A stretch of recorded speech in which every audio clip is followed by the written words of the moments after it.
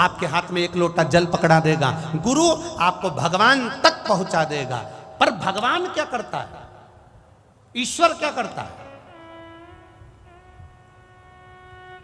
गुरु का काम है तुम्हारे हाथ में माला पकड़ाना, गुरु का काम है तुमसे भजन करवाना, गुरु का काम है तुम्हारे हाथों में एक लोटा जल पकड़ाना, गुरु का काम है तुम्हें शंकर के मंदिर तक पहुंचाना। पर भगवान का काम क्या है? तो भगवान का काम इतना है कि वो तुम्हें इतना सुख देने लगता है, इतना सुख देने लगता है, तुम्हारे दुखों को काटने लगता है। जब दुख कटने लगते हैं तो तुम भगवान से दूर हटने लगते हो। भगवान का काम है कि ये सब कुछ मांगे पर भक्ति ना मांगे। और शिव महापुराण की कथा कहती है, जो एक लोटा जल विश्वास से चढ़ाता है, भक्ति अपने आप उसके भीतर आ जाती है, तो महादेव को आना ही पड़ता है।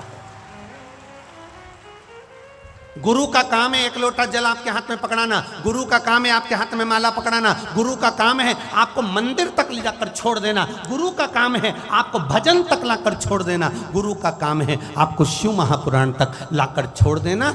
इसके बाद महादेव का कार्य क्या है? आपके दुख काट देना।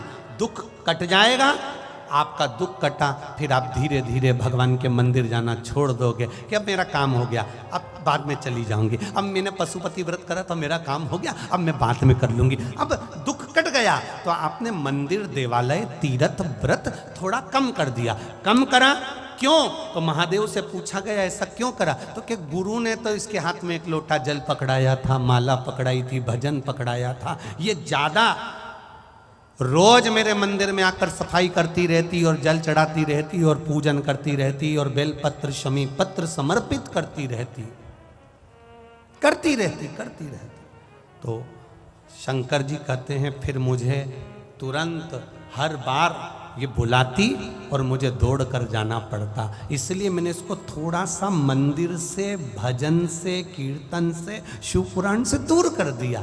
दूर करा तो ये अब मुझे भज नहीं पाएगी, भज नहीं पाएगी तो ये अपने दुखड़े खुद रोए, फिर ये मेरे करीब नहीं आए। अब करो भजन।